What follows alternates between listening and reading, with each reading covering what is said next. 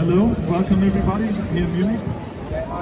I want to speak to you in English because I think there's a lot of people here who can't speak German, but wir haben auch Leute, die Deutsch sprechen. Also wenn Sie eigentlich sprechen möchten, dann kommen Sie gerne hier vorbei. I've written something down here. Are you proud of something? Is pride something really good? Something worthwhile? Some people even celebrate a day or a week or even a whole month of pride. And I want to tell you what God says about pride. Because the question is, pride about what? About what are you pride? There may be some fans of Bayern Munich who celebrated here last Sunday their championship, their 11th championship in a row. So this is quite astonishing to win so many titles. But who could be proud? Could the fans be proud who go to the stadium and scream and cheer and hope that their team will score and win? Or could the players be proud because they have all the talent in the world and they play very skillful? Or who could be proud? Could be the managers proud who were laid off afterwards because they assembled these great players all together so they could win those games and win those titles. Proud about what? Because the players, one player is just as good as one player can be. Also, a great player like Ronaldo or Messi, they just can play as good as the rest of the team.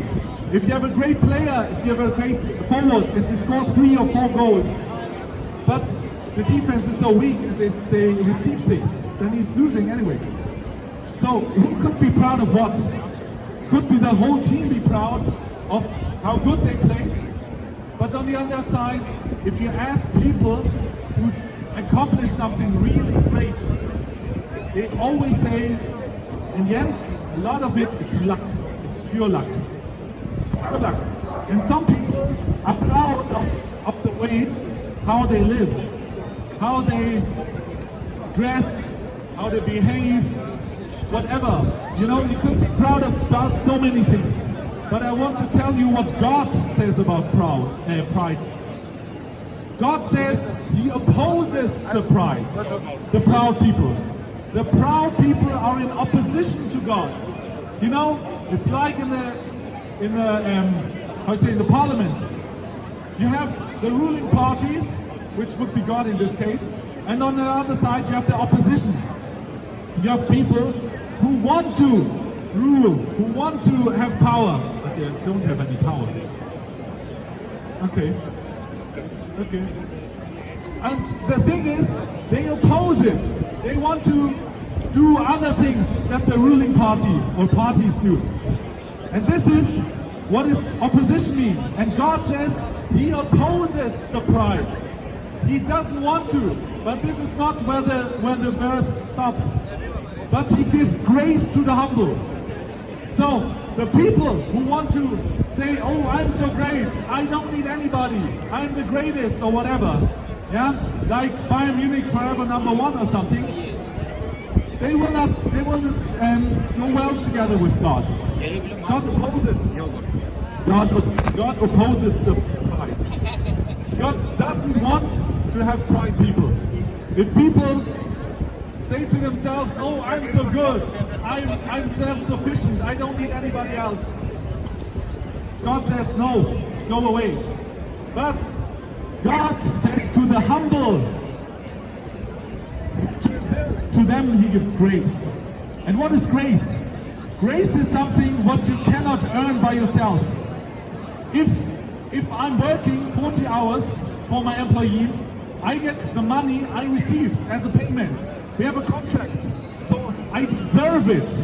I deserve it. It's not something that is a present or something. But grace, on the other hand, grace is something I did not earn. If somebody comes up to me and just gives me 100 euro and he doesn't owe me that, or I did work for him to get that 100 euro, then this is grace. This is like a present. This is like a present. Grace is like a present. there are a lot of, da sind Leute, die Deutsch sprechen am Tisch. But the thing is that just if you think about yourself, you're so good, you're so righteous, you don't have any problem to stay in front of God and say to God, okay, let me in. I lived so well, I lived my good life, I didn't do any harm to any people. Then this way you cannot go to heaven. God will reject you. But if you come humble and you say, oh God, I'm worthless. I tried to do good things, but all the things I did were not good enough. Then He gives you grace. Then He gives you grace, because why can He give you grace? Because somebody else paid already for it. It's like when somebody gives you 100 euro as a present.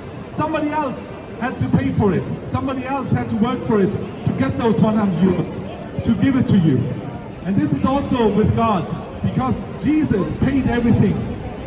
God can forgive sin and grant you everlasting life. So the only thing you have to do is repent from your life.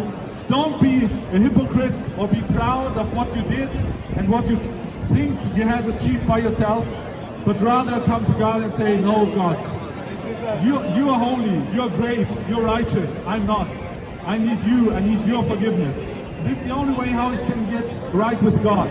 And we invite you here, we have a lot of literature, we can talk to you in English or German, you're welcome to talk to us, because we want to see you in heaven. That's the one thing we want to be here. We're not here for an organization. Actually, all the people here are from very different churches, but the most important thing is that you get right with God. That's the most important thing. Not to which organization you belong, or I don't know, whatever. Which Bible you read, as long as it's the right Bible. So talk to us, please. Talk to us like this man now, and I wish you God's blessing. Okay? You have some questions?